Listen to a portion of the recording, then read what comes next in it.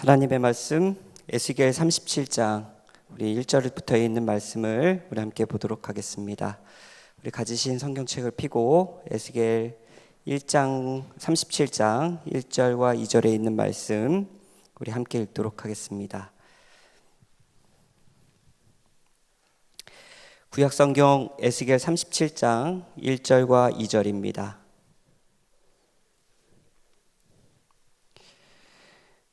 우리 함께 읽도록 하겠습니다. 여호와께서 시작.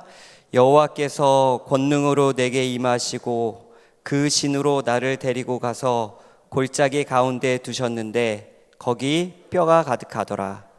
나를 그 뼈 사방으로 지나게 하시기로 본즉 그 골짜기 지면에 뼈가 심이 많고 아주 말랐더라. 오늘 본문에 있는 에스겔 37장에 있는 말씀을 가지고 답이 있어요 라는 제목으로 이 시간 함께 은혜를 나누고자 합니다. 세상이 아무리 발전하고 못하는 것이 없는 세상이지만 그럼에도 불구하고 세상에 못하는 일은 수두룩하게 있습니다. 정말 20년 만에 몇 달 전에 친구가 전화가 왔어요. 뭐하니? 이렇게 물어보니까 제가 목사가 된 걸 알고 깜짝 놀라 전화를 했더라고요. 고등학교 동창이었는데 너 목사 됐다며 이러면서 전화가 왔습니다. 너 뭐하니? 그랬더니 신촌에서 피부과를 한다고 그러더라고요. 그러면서 저한테 오면 자기가 좀 도와줄게 이런 이야기를 하더라고요. 그래서 멀지만 오라고 내가 널 도와주겠다고 그렇게 이야기를 하는 거였어요. 그래서 제가 궁금한 마음에 친구에게 제가 그대로 얘기했습니다. 나도 완전하게 될 수 있을까? 제 친구가 하는 이야기가 아무리 의학이 발전해도 넌 좀 힘들어. 세상이 아무리 발전해도 인간의 힘으로 할 수 없는 일이 훨씬 많다는 사실입니다. 제가 알아보니까 세상에 병들 가운데 우리가 원인조차도 모르는 병들이 굉장히 많이 있더라고요. 클라인 레빈 증후군이라는 것이 있는데 이것은 잠을 많이 자는 병입니다. 그래서 흔히들 숲속의 공주 증후군 뭐 이렇게 이야기하는데요. 이 병에 걸린 사람은 하루에 18시간 정도 잠을 잔다고 합니다. 이거 계신가요? 혹시? 미국의 니콜이라는 청년이 걸렸는데 이 병에 걸려서 어떻게 했냐면 최대 64일 동안 잠을 잔 적이 있대요. 이렇게 원인 모르게 계속 잠에 빠져 있는 이 증후군, 원인도 모르고요. 치료법도 당연히 지금 없습니다.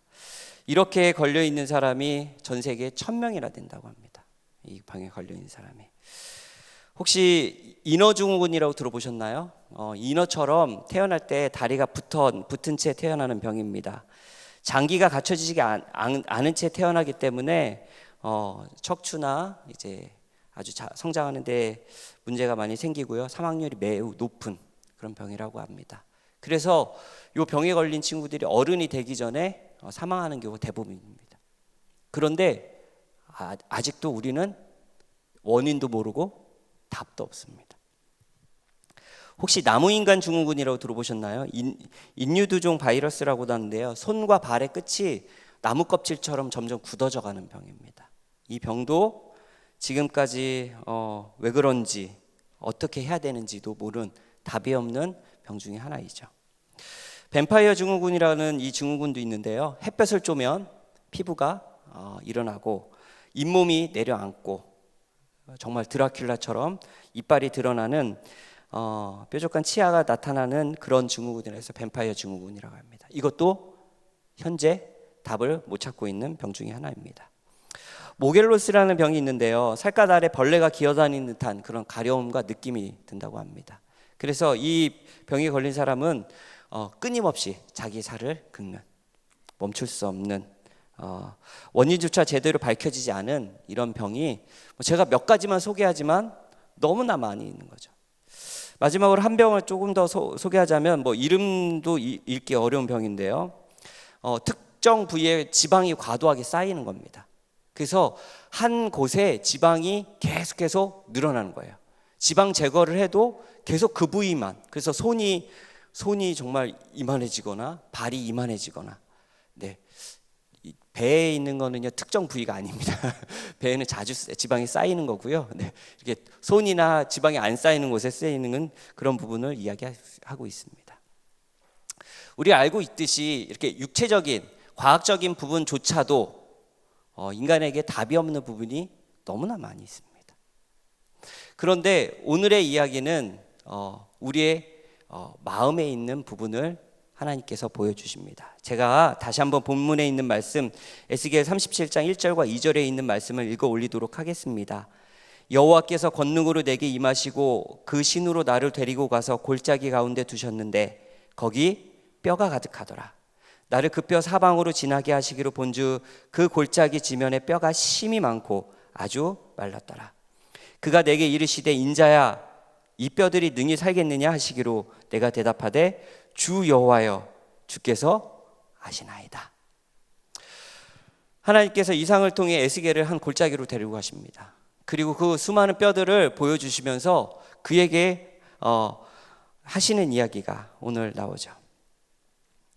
이것이 살 수 있겠느냐.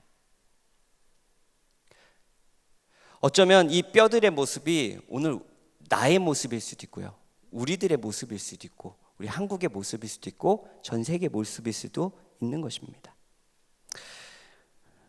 이 모습이 이렇게 해서 살 수 있겠습니까? 라고 물어보신다면 우리 성도님들은 어떻게 대답하시겠어요?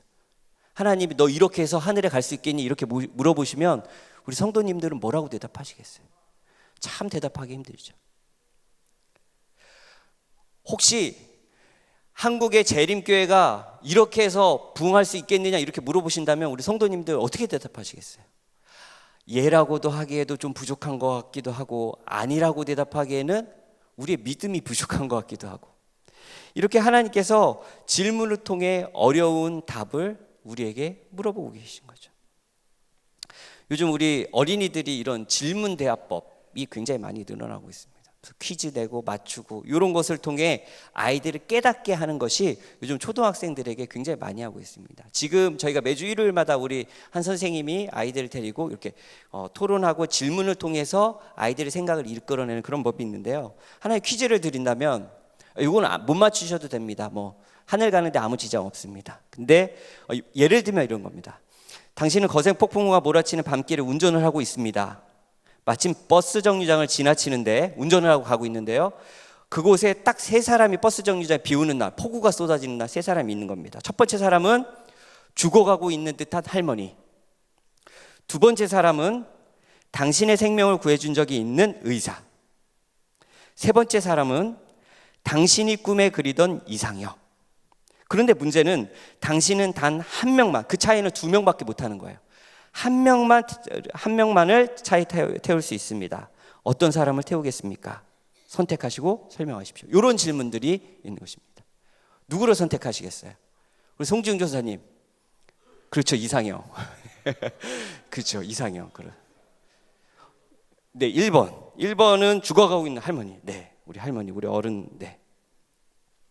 이렇게 해서 생각하게 하고 그 사람이 가지고 있는 마음을 끌어내도록 하는 것이 질문의 상황이죠. 요거 대답 굉장히 어렵지 않으세요? 이은미 집사님 누구 하시겠어요?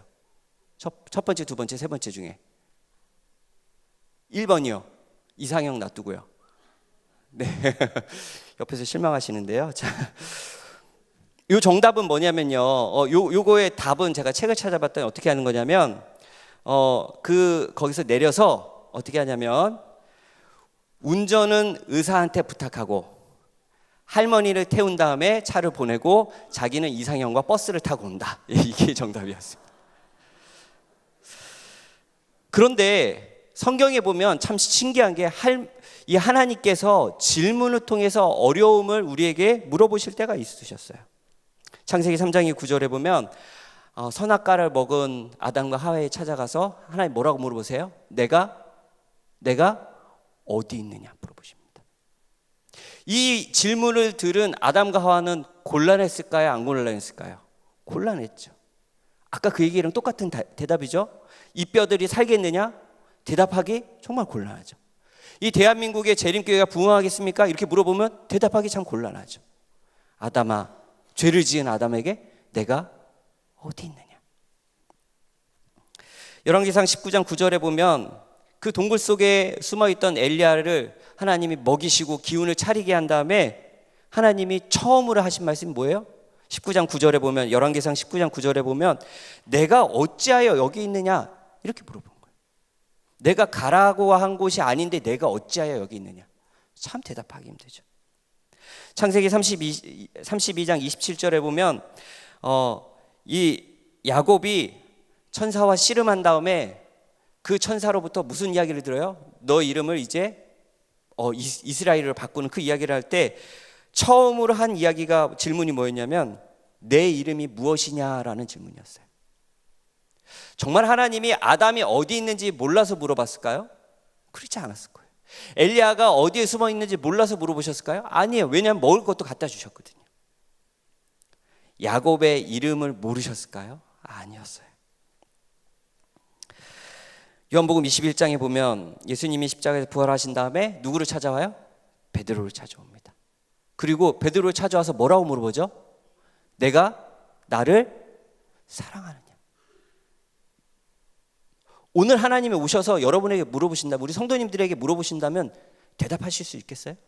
지난 3일 내가 그렇게 살았는데, 내가 하나님 잘 잊고 드라마 보면서 하나님 잊으면서 살았는데 내가 나를 사랑하니 이렇게 물어본다면 이 질문이 우리에게 얼마나 부담이 됐을까요? 하나님께서 그렇게 모셨어요. 왜 하나님은 이런 질문을 하셨을까요? 아담아 내가 어디 있느냐? 엘리야야 어찌하여 내가 거기 있느냐? 야곱에게 내 이름이 무엇이냐? 왜 하나님은 이런 질문들을 했을까요? 에스겔에게 이것들이 회복할 수 있겠느냐? 살 수 있겠느냐? 이런 질문을 왜 했을까요? 그것은 우리의 회복을, 그리고 진정한 답이 누구에 있음을? 하나님께 있음을 알려주시기 위함인 것이었어요. 그때 에스겔의 대답을 이러한 대답이었습니다. 에스겔이 뭐라고 대답했는지 여러분 기억하시나요? 우리 성도님들 기억하세요? 네. 에스겔이 했던 대답은 정답이었어요. 베드로는 예수님께 뭐라고 대답했죠? 내가 나를 사랑하느냐? 뭐라고 대답했어요? 주께서 하시나이다.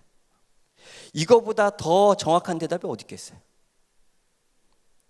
에스겔에게 이것이 살 수 있겠느냐? 이렇게 물어봤을 때 그는 그의 의지가 아니라, 그에게 주권이 있는 것이 아니라 그 답이 누구에 있음을 고백해요? 하나님께 있음을 고백합니다. 주 여호와여 주께서 하시나이다. 사랑하는 성도 여러분, 오늘 이 저녁에 이 고백이 우리의 고백이 되길 간절히 바랍니다. 답이 나한테 있는 것이 아니라 누구한테 있어요? 하나님께 있다는 사실. 우리는 늘 뭐만 해요? 하나님 앞에서 뭐만 해요? 결심만 하죠. 결심만. 그래, 내가 그럴 거야. 내가 이렇게 전도해봐야지. 그런데요, 결심만 가지고는 안 돼요. 저를 한번 따라해 보실까요? 신앙은 결심이 아니라 믿음이다. 신앙은요, 내 결심으로 내가 결정하는, 답이 나한테 있는 것이 아니라 누구한테 있다는 사실이에요? 하나님한테 있는 거예요. 답이 쓰신 그 하나님을 뭐 하는 거예요? 믿는 겁니다. 그 하나님을 의지하고 따르는 거예요. 그래야만 그 답이 풀리는 거예요. 하나님께서 우리에게 던져주신 그 질문, 오늘 이 저녁에도 우리에게 주시죠. 너 그렇게 해서 살 수 있겠니? 너 그렇게 해서 내가 이 땅에 오면 하늘에 갈 수 있겠어? 이렇게 우리에게 그 질문, 문제를 던져주실 때 오늘 이 저녁 우리가 그 문제를 다시 하나님께 돌려드릴 수 있는 우리 모두 되시길 간절히 바랍니다. 그들이 답을 찾는데 첫 번째는 말씀으로 시작했다는 사실이에요. 오늘 본문에 있는 말씀 에스겔 37장 4절과 5절입니다. 제가 읽도록 하겠습니다. 또 내게 이르시되 너는 이 모든 뼈에게 대언하여 이르기를 너희 마른 뼈들아 여호와의 말씀을 들을지어다. 주 여호와께서 이 뼈들에게 말씀하시기를 내가 생기로 너희에게 들어가게 하리니 너희가 살리라. 그들이 답을 찾고 살아갈 수 있는 첫 번째 단계는 뭘 듣는 거였어요? 하나님의 말씀을 듣는 것이었어요. 하나님께서 그들에게 할 수 있는 첫 번째 단계는 여호와의 말씀을 들려주시는 거예요. 그들을 보기에는 마른 뼈였어요. 생명도 없었고 소망도 없었고 더 이상 희망이 없는 그런 모습이었습니다. 마치 누구처럼요? 우리들처럼. 그런 뼈들조차도 하나님의 말씀을 들었을 때 뭐 하게 됐어요? 살게 되었어요. 뼈도요. 그렇다면 우리는 하나님의 말씀을 들을 때 살 수 있지 않을까요? 말씀을 통해 우리가 오늘 이 저녁 답을 찾고 돌아가게 되길 간절히 바랍니다. 성경에는요, 뼈로 된 표현이 많이 나오죠.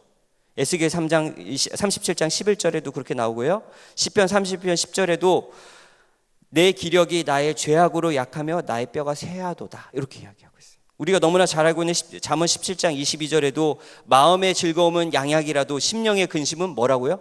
뼈로 마르게 하니라. 이 뼈라는 이야기는요, 우리의 겉모습이 아니라 우리의 근본적인 상태를 이야기하고 있는 거죠. 제 뼈는 말라 있나요? 풍성하게 살쪄 있나요?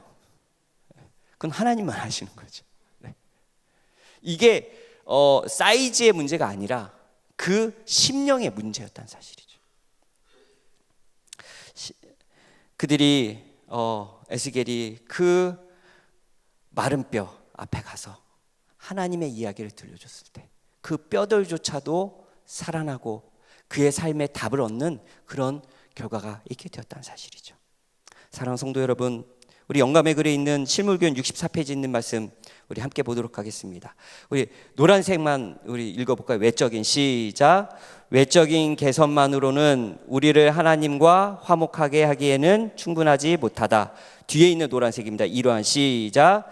이러한 방법으로 그리스도인이 되기를 바라는 사람들은 출발부터가 잘못된 것이다. 이 사람들은 어떤 사람이에요? 결심만 하는 사람이에요. 결심만. 내가 올해 내가 한 명을 전도해야지, 그 결심만 하는 거. 내가 하는 겁니다. 답이 누구한테 있어요? 나한테. 그런데 이런 사람으로는 외적인 개선만으로는, 우리의 결심만으로는 답을 찾을 수 없다는 사실이죠. 그래서 우리가 답을 찾기 위해서는요, 늘 말씀 듣기를 즐겨야 해야 돼요.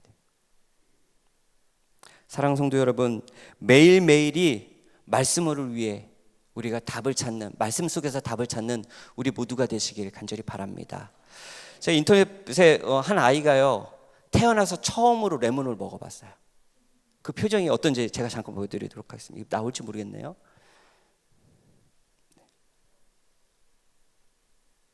Try a big bite. Big bite, big bite. What do you think? Pretty good? You try some more? 처음으로 접했던 이 아이가 자라면서 레몬을 접해서 그 레몬이 좋아지게 되는 거죠. 처음에도 말씀은 처음부터 푹 빠지지 않죠. 말씀을 읽고 묵상하고 나누고, 이 과정들을 통해서 우리가 더 깊이 빠질 수 있는 거죠. 하나님께서 그런 이스라엘 백성들을 위해 늘 그들을 말씀을 듣도록 훈련시키셨어요. 그들에게 만나를 내리시면서 그것 만나 아니면 살 수 없었던 이스라엘 백성들처럼, 오병이어의 기적을 베푸시면서 그것 아니면 먹을 것이 없었던 그 군중들처럼, 사르밧 과부의 기적을 통해서 그것 아니면 먹을 것이 없었던 그 과부의 경험처럼 그들은 그 경험을 통해서 살아날 수 있었던 것입니다. 사랑하는 성도 여러분, 오늘 그 기적과 같은 경험이 우리가 매일 말씀을 접할 때마다 일어나게 되기를 간절히 소망합니다. 그러므로 우리가 말씀 속에서 답을 찾고, 말씀을 통해서 우리가 영적으로 살찌워지고 성장해서 더 성숙한 그리스도인으로 발전하는 우리 모두가 되시길 간절히 바랍니다. 결국 하나님께서 그렇게 하셨던 이유가 있죠. 그 이유는 에스겔 37장에 나와 있는 그 말처럼 너희 위에 힘줄을 두고 살을 입히고 가죽으로 덮고 너희 속에 생기를 두리니 너희가 살리라. 또 우리 노란색 한번 같이 읽겠습니다. 시작. 나를 여호와인 줄 알리라 하셨다 하라. 하나님이 왜 그렇게 하신 거예요? 왜 그렇게 하신 거예요? 하나님이 어떤 분이신지를 알게 하기 위해서. 우리가 정말 오늘 이야기를 통해서 깨달아야 될 것은요, 아무리 절망의 가운데 있을지라도 우리가 희망이 있다, 그게 아니에요. 더 나아가 그 희망을 주시는 분이, 우리에게 답을 주실 수 있는 분이 유일하신 하나님뿐이라는 사실을 우리가 경험하고 돌아가는 이 시간 되기를 간절히 바랍니다. 시편 42편 5절에 보면 너는 하나님께 소망을 두라고 했어요. 우리는 너무 많아요. 우리의 마음을 주고 있는 것이 너무나 많습니다. 제가 읽었던 책에는 이렇게 이야기합니다. 해 아래 새로운 것은 없지만 날마다 새로워질 수는 있다. 오늘 우리가 그 경험을 했으면 좋겠어요. 에스겔의 그 이상을 통해서, 에스겔의 말씀을 통해서 오늘 우리가 새로워졌으면 좋겠습니다. 화장실 들어갈 때 다르고 나올 때 뭐예요? 달라요. 사람이 어쩔 수 없더라고요. 그런데요, 왜 우리는 예배 올 때, 갈 때 똑같을까요? 오늘은 이 말씀을 통해서 예배 올 때 다르고 갈 때 다르는 우리 말씀으로 새롭게 되는 우리 모두가 되시기를 간절히 바랍니다. 그들이 바뀌었던 두 번째는 성령이 있었다는 사실입니다. 에스겔 37장 8절과 9절입니다. 우리 함께 읽도록 하겠습니다. 에스겔 37장 8절과 9절입니다. 내가 또 보니, 시작. 내가 또 보니 그 뼈에 힘줄이 생기고 살이 오르며 그 위에 가죽이 덮이나 그 속에 생기는 없더라. 또 내게 이르시되 인자야 너는 생기를 향하여 대언하라. 생기에게 대언하여 이르기를 주 여호와의 말씀에 생기야 사방에서부터 와서 이 사망을 당한 자에게 불어서 살게 하라 하셨다 하라. 아멘. 그들이요, 이제 말씀을 들으니까, 말씀만 들었는데 말씀이 들으니까 여기 보니까 뼈에 힘줄이 생겼대요. 그리고 살이 올랐대요. 그리고 그들의 변화되는 모습은 있었는데요, 9절 맨 마지막 부분에 보니까 뭐가 없었다는 사실이에요? 생기가 없었다. 생기가. 말씀이 들어가서 어느 정도는 성장했죠? 그죠? 힘줄도 붓고 살갗도 붓고 바뀌는 모습이 보였지만 그 마음속에 생기는 없었다는 사실이에요. 겉과 속이 다른 모습. 우리랑 너무 비슷하죠. 예배를 드리는데 감격은 없어요. 교회를 출석하는데 기쁨이 없어요. 외형은 갖췄으나 집사의 모습으로, 목사의 모습으로, 장로의 모습으로 외형을 갖췄으나 신앙의 성장은 없어요. 그 모습을 에스겔에서는 뭐가 없다고 표현하는 거예요? 생기가 없다. 그렇게 표현하는 것입니다. 가래 뽑은 기별에 이런 말씀이 있습니다. 사람은 본능적으로 자신의 선행을 의지하는 습관이 있다.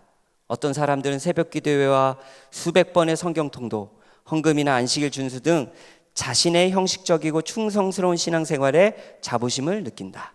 그러나 노란색입니다. 우리 함께 읽어볼까요? 시작. 그 모든 것도 그리스도의 공로를 힘입지 않는 한 무가치한 것이다. 답은 누구한테 있다고요? 예수님한테 있다. 그 답이 우리한테 있는 것이 아니에요.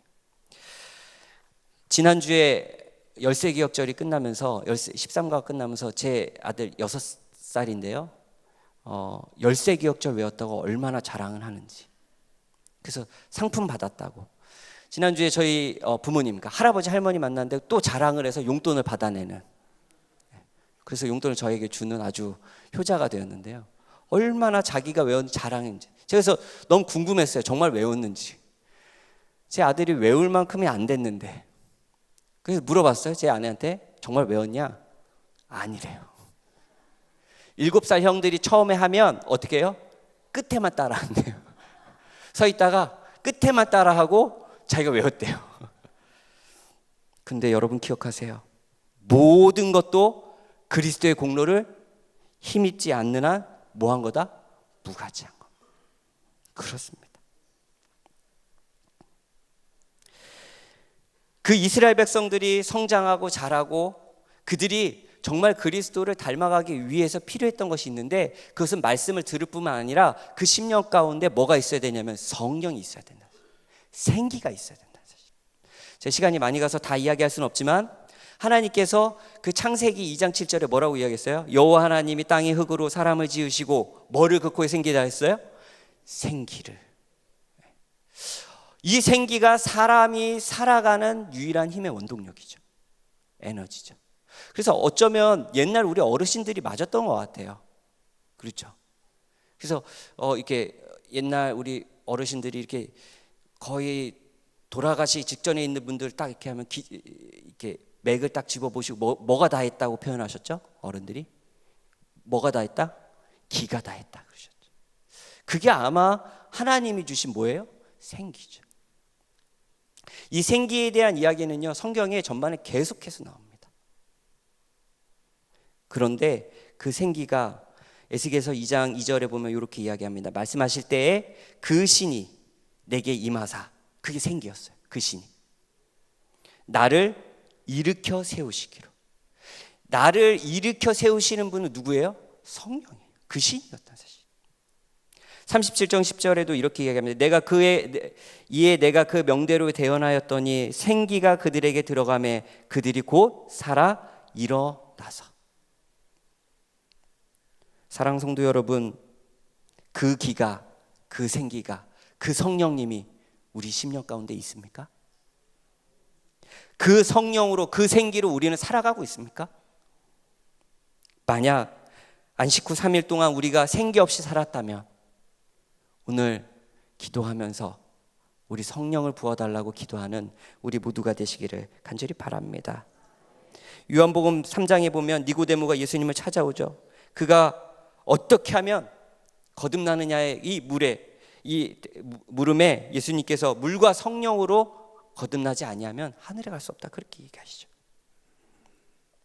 그 생기, 그 성령, 그것이 우리를 유지하고 우리의 문제를 해결하며 우리가 살아갈 수 있는 유일한 희망임을 우리가 기억하는 우리 모두가 되시길 간절히 바랍니다. 저를 한번 따라해 보실까요? 하나님이 답이다. 그런데 우리는 답을 안 보고요, 틀린 것만 보면 살아가요. 내 주변에 벌어진 문제만 보고 문제 뒤에 서 계신 하나님은 안 보는 것입니다. 헬렌 켈러는 참 신기하게도 앞을 보지 못했던 헬렌 켈러의 명언 중에 이런 말이 있어요. 태양을 바라보고 살아라. 그러면 너의 그림자가 보이지 않을 것이다. 사랑 성도 여러분, 적어도 오늘 하나님을 바라보고 경험하는 이 시간 되길 간절히 바랍니다. 에스겔서 36장 26절에는 우리에게 이렇게 용기의 말씀을 주십니다. 에스겔 36장 26절입니다. 또 새 영을 너희 속에 두고 새 마음을 너희에게 주되 너희 육신에서 굳은 마음을 제하고 부드러운 마음을 줄 것이며, 우리가 새 사람이 될 수 있는 방법, 그것은 우리의 마음에 성령을 보시는 것입니다. 사랑 성도 여러분, 교회 올 때 다르고 교회에서 나갈 때 다른 우리 모습이 되길 간절히 바랍니다. 오늘 설교를 마치면서 한 80세가 넘으신 한 노성도님의 찬양 간증을 좀 소개하고 오늘 이 시간을 마치려고 합니다. 이분이 소그룹에서 찬양을 부르기 위해 찬양을 부르는 그 배경에 대해서 이야기를 했어요.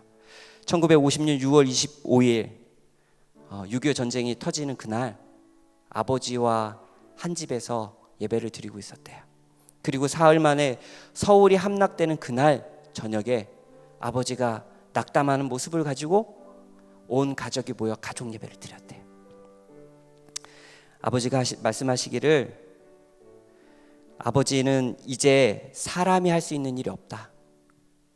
이 서울이 함락됐으니 모든 것을 주님께 맡기자 하며 기도하고 자녀들에게 불러주셨던 찬미가, 우리가 가지고 있는 찬미가 387장 내 구주 예수여를 불러주셨대요. 내 구주 예수여, 뜻대로 하소서. 온 몸과 온 영혼 다 주께 드리니 이 세상 고락간 주 인도하시고 날 주관하셔서 뜻대로 하소서. 아버지가 이 찬양을 부르면서 그렇게 눈물을 흘리시더래요. 그런데 그날 저녁 그 집에 포탄이 떨어졌대. 그리고 아버지가 돌아가시고 이 아들은 가까스로 살았다고 합니다. 그때 아버지의 나이 38세, 이 성도님의 나이가 12살이었대요. 80년 인생, 때로는 주님이 인도하시는 그 길에서 벗어날 때도 많았고 그런 상황이 많았지만, 그럴 때마다 이분이 아버지가 불렀던 그 찬양의 모습을 잊지 못했대요. 내 구주여 예수여, 뜻대로 하소서. 그 아버지가 부르던 찬양을 생각하면 다시금 하나님께로 돌아오도록 인도하신 찬양이라고 그렇게 소개를 하는 거예요. 그리고 그분은 그 아버지의 아들인 것을 감사하고 또 자랑스러워 하셨어요. 80세의 아들이 38살의 젊은 청년 아버지를 그리워하는 것은요, 그 젊은 아버지가 남긴 유상이 세상의 부귀영화보다 더 귀한 인생의 유일한 답, 바로 예수님을 주셨기 때문이라고 간증하고 찬양하셨던 것입니다. 사랑하는 성도 여러분, 우리는 답이 있습니까? 우리는 우리가 가진 그 답에 확실한 믿음이 있습니까? 우리는 그 소중한 답을 다른 사람에게 잘 전하고 있습니까? 말씀에 가까이 하고 성령을 경험하여 우리가 생기를 회복함으로 그 뼈들이 맞춰지고 그 뼈들이 모여 큰 군대를 이뤘듯이 개개인으로 회복을 할 뿐만 아니라 이 교회가 큰 하나님의 군대가 되기를 간절히 소망합니다. 시대 소망은 이렇게 이야기합니다. 예수 그리스도만이 인간과 하늘의 접근을 이루는 유일한 분이시다. 우리가 그 답이신 예수 그리스도를 가지고 이 땅을 승리하며 살아가는 답 있는 사람, 답을 알고 있는 사람, 답을 전하는 우리 모두가 되시기를 간절히 바라면서 오늘 말씀을 줄이도록 하겠습니다.